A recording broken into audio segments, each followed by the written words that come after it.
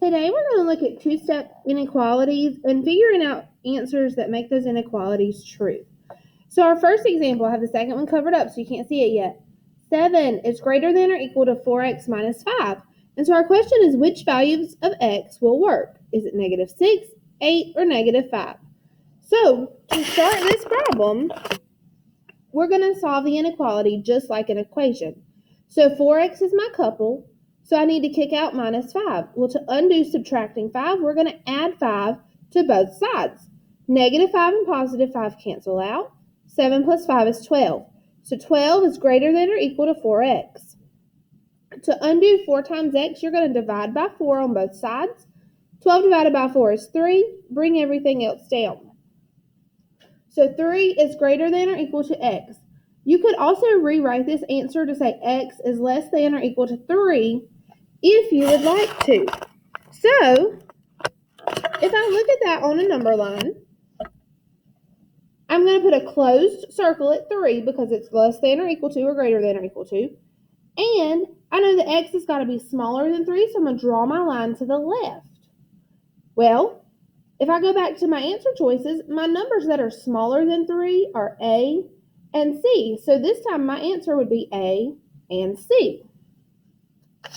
Now, for example 2, I have 1 minus 6x is less than or equal to 13.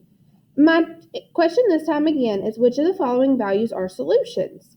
So I begin, my couple is negative 6x, so I need to kick out positive 1. The opposite of positive 1 is subtracting 1 or negative 1. So we subtract 1 on both sides. So negative 6x is less than or equal to 12. So then to undo negative 6 times x, you're going to divide by negative 6. And if you'll notice, I have my inequality sign circled. Because when you multiply or divide by a negative number and you cross that inequality sign, you have to flip it around the other way. So I'm left with x, and my inequality becomes greater than or equal to negative 2.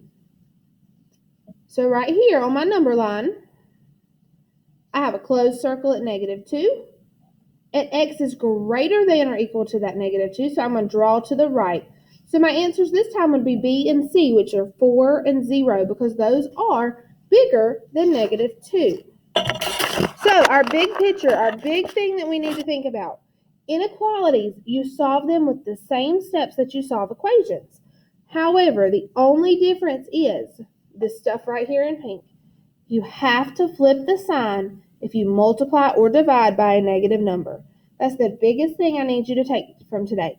So if you multiply or divide across the inequality sign by a negative number, you have to flip your inequality to face the other direction.